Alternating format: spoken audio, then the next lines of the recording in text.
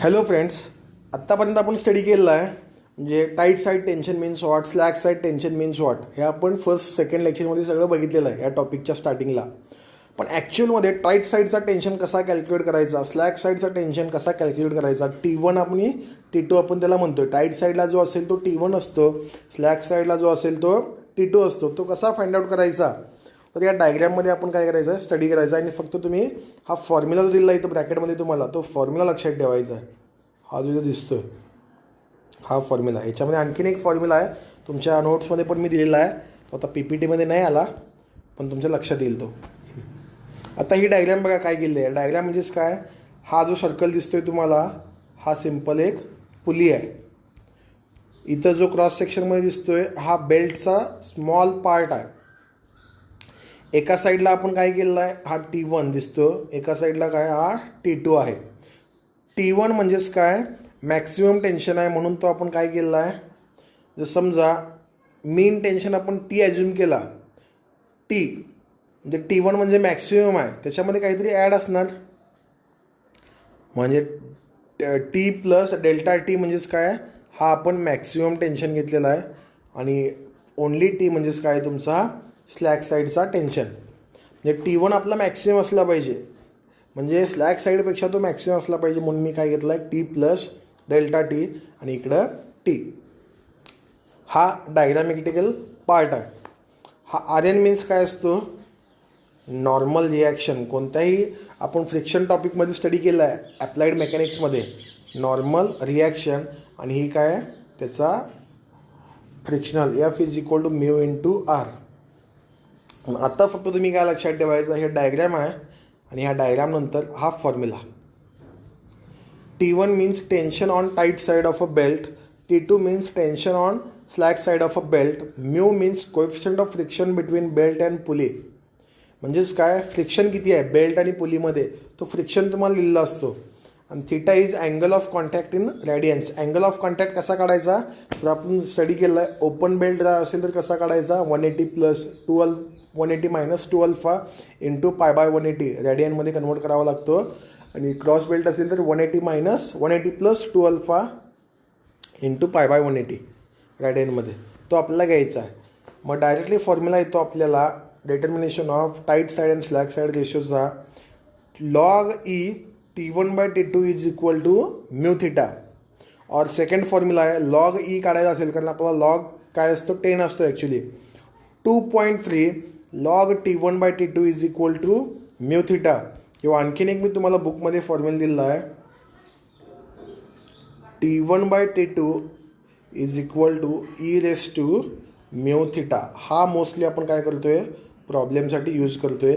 जर कोणाच्या नोट्समध्ये नसेल तर हा आता स्क्रीनवरचा जो फॉर्म्युला आहे, T1/T2 is equal to e⁻μ theta, हा तुम्ही काय करून घ्या, नोट करून घ्या. T1/T2 is equal to e⁻μ theta आपल्याला लागतो. जर आपल्याला 2.3 काढून टाकायचं असेल, 2.3 लॉग, तर तिकडे काय होतं, तो e⁻μ थिटा. आणि आपल्या कॅल्क्युलेटरवरती ईचं एक्सपोनेन्शियल प्रॉब्लेममध्ये दिलेला असतो. हा झाला determination of tight side and slack side रेशोचा सिम्पल फॉर्म्युला. मी डेरिएशन आत्ता घेत नाही, तुमच्या नोट्समध्ये डेरिएशन आहे, पण डेरिएशन असं तुम्हाला तो ऑनलाईन समजणार नाही आहे, म्हणून मी फक्त फॉर्म्युला लक्षात ठेवायचा आहे. ह्याच्यावरती आपल्याला प्रॉब्लेम सॉल्व करायचे आहेत. नेक्स्ट जो आहे centrifugal tension. Centrifugal tension means what, ज्या वेळेस बेल्ट पुलीवरून रोल होत असतो, कंटिन्युअसली रोल होत असतो, बरोबर आहे काय, त्यावेळी बेल्टचा काहीतरी त्याच्यावरती मास असतो, आणि तो मास काय करत असतो, त्या बेल्टवरती टेन्शन क्रिएट करतो due to circular motion. The belt is continuously run over the pulley. Therefore, some centrifugal force is caused whose effect is to increase the tension on both sides, tight as well as slack side. The tension caused by centrifugal force is called a centrifugal tension. Centrifugal tension means, आता suppose मी belt घेतला, त्या बेल्टचा पर unit length काहीतरी मास असणार आहे.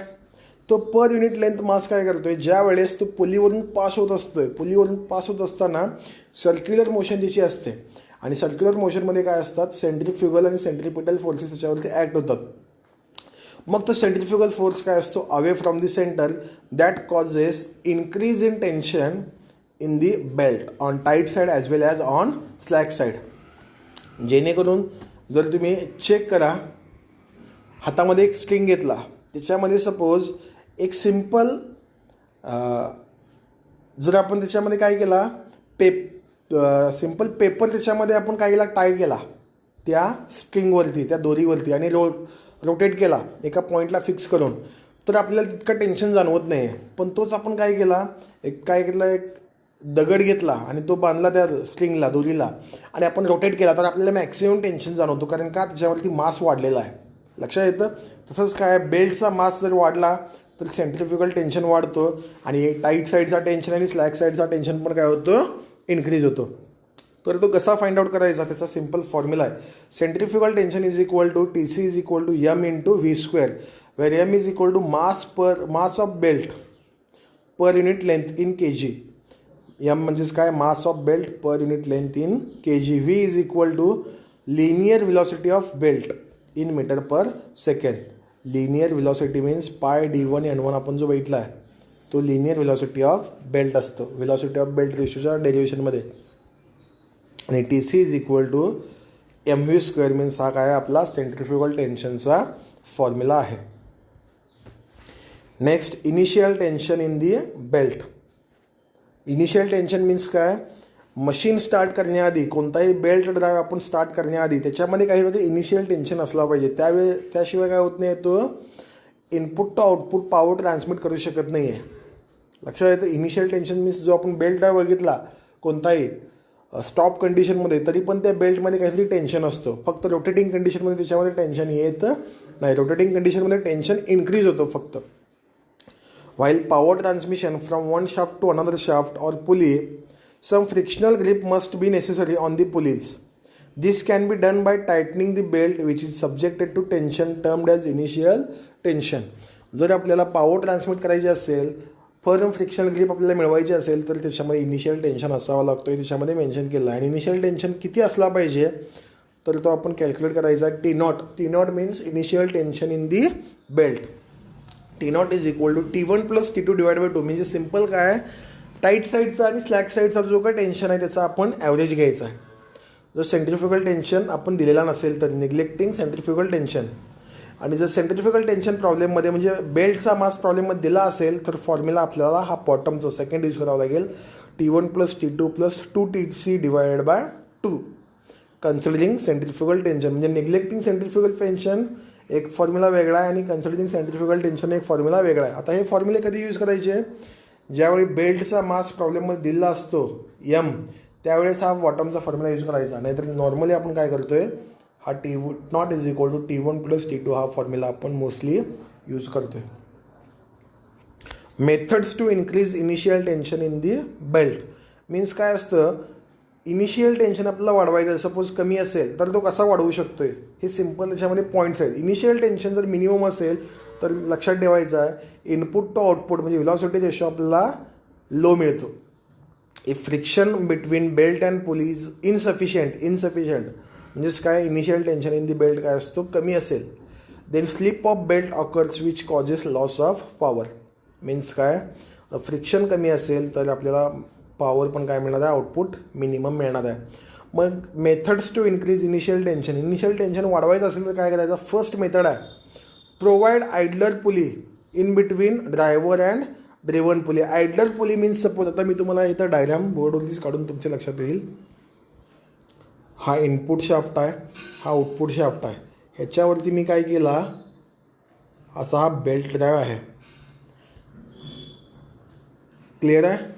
आणि याच्यामध्ये tension काय आहे, मिनिमम आहे, फ्रिक्शन ग्रिप कमी आहे. आपल्याला सेंटर डिस्टन्स पण याच्यामध्ये व्हॅरी करता येत नसेल तर आपण काय करायचं, याच्यामध्ये या पार्टमध्ये एक आयडलर पुली, हा इनपुट झाला, हा आउटपुट झाला, इथं कुठंतरी एक आयडलर पुली द्यायची आणि तो जो बेल्ट आहे असा वरून पास करावा लागेल. जेणेकरून काय होतं, त्याच्यामध्ये टेन्शन मॅक्सिमम क्रिएट होतो. समजतंय. Idler pulley means provide extra pulley in between input and output pulley above or below. वर किंवा खाली आपण काय करायचं, एक आयडलर पुली द्यायचा. जेणेकरून काय होतं, त्या बेल्टमध्ये टेन्शन इन्क्रीज होतो. By increasing centre distance between two pulleys. Centre distance means suppose हा तुमचा हा जो आहे हा फर्स्ट शाफ्ट पुली आहे, सेकंड पुली आहे. याच्यामधला इथं सेंटर फर्स्टचा आहे, हा सेंटर सेकंडचा आहे. कोणता ना कोणता एक सेंटर आपण काय करायचा, व्हॅरी करायचा. हा पॉईंट मी इथं मूव्ह केला तर माझा हा पुली इथं येईल आणि इथं तुम्ही असा बेल्ट अटॅच करू शकता. पण हे प्रत्येक ठिकाणी पॉसिबल नसतं. सेंटर डिस्टन्स व्हॅरी करणं इतका सिम्पल नसतं. म्हणजे सेकंड मेथड आहे by increasing centre distance between two pulley. Centre distance वाढवून पण आपण तो करू शकतोय. आणि थर्ड आहे by providing larger size pulley. Larger size pulley तुम्ही प्रोव्हाइड केला. सपोज हा फर्स्ट पुली आहे, हा सेकंड पुली आहे आणि इथं आपण अशा प्रकारे हा बेल्ट ड्राईव्ह त्याच्यावरती अटॅच केलेला आहे. कोणता ना कोणता एक फक्त पुलीची साईज वाढवायची. अशा प्रकारे जर तुम्ही साईज वाढवला तर बेल्ट असा पास होईल. म्हणजे ॲटोमॅटिकली काय होतं, याच्यामध्ये टेन्शन क्रिएट होईल. म्हणजे 3 मेथड्स आहेत. By providing idler pulley in between input and output shaft, और by increasing center distance, or by providing larger size pulley as compared to before. असं जर आपण केलं तर आपण इनिशियल टेन्शन म्हणजे इन्क्रीज करू शकतो. Condition for maximum power transmission by belt drive. Maximum power ट्रान्समिशनचा आपण याच्यामध्ये एक काय सिम्पल फॉर्म्युला आहे. Maximum power transmission nothing but T मॅक्सनं आपण तो डिफाईन करतोय. T max is nothing but maximum power transmission in the belt drive. T1 is the tension on tight side, T2 is the slack side, TC जो आपण बघितला centrifugal tension आणि V means काय, velocity of a belt. हे points आपण already सगळे study केले आहेत. फक्त आपल्याला टी मॅक्सचा फॉर्म्युला बघायचे आहेत. ते फॉर्म्युला इथं आहेत सगळे. T max is equal to 3 mv² आपण घेऊ शकतो.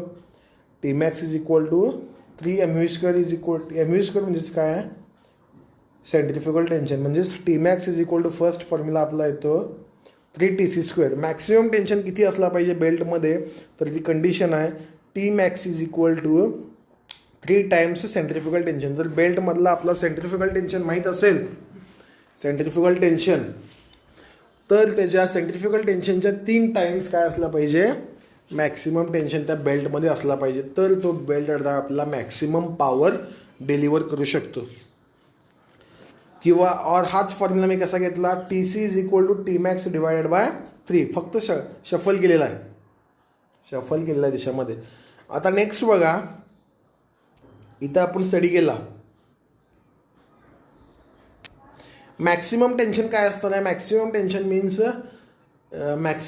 मीन्स जो टाईट साईडला टेन्शन आहे, टाईट साईडला टेन्शन तोच असणार आहे. टाईट साईडला टेन्शन काय असतो, सेंट्रिफ्युगल टेन्शन जर आपण कन्सिडर केला T1 प्लस TC, हा टाईट साईड आहे T1 plus TC. T max is equal to काय असणार आहे, T1 प्लस TC. टाईट साईडचा टेन्शन TC का, कारण सेंट्रिफ्युगल टेन्शन प्रॉब्लेममध्ये दिला असेल तर तो घ्यावा लागतो.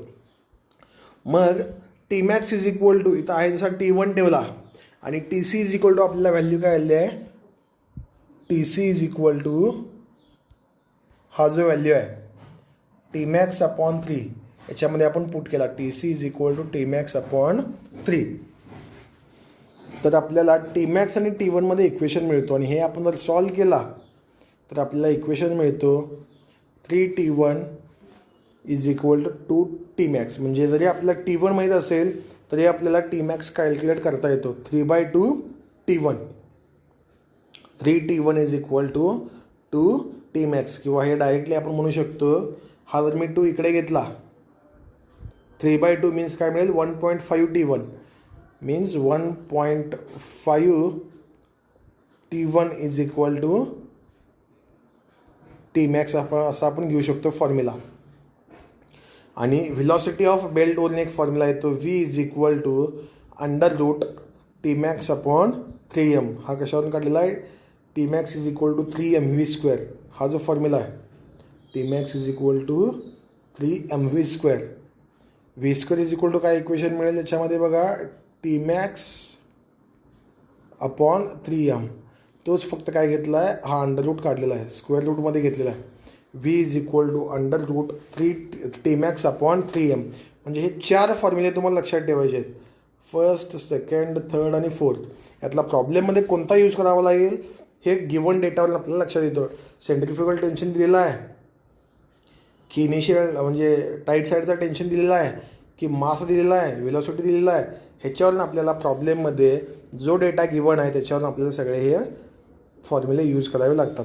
आता तुम्हाला एक मी होमवर्क देणार आहे. होमवर्क काय असणार आहे? Homework is that you have to note down all the formulas starting from this topic. म्हणजे फर्स्ट पॉईंट आपण बघितलं open belt angle of lap for open belt drive, cross belt drive. हा formula आपल्याला घ्यावा लागेल. मी सगळं तुम्हाला स्लाईडमध्ये दाखवतोय कोणकोणते फॉर्म्युले तुम्हाला हायलाईट करून नोट करून घ्यावे लागणार आहेत.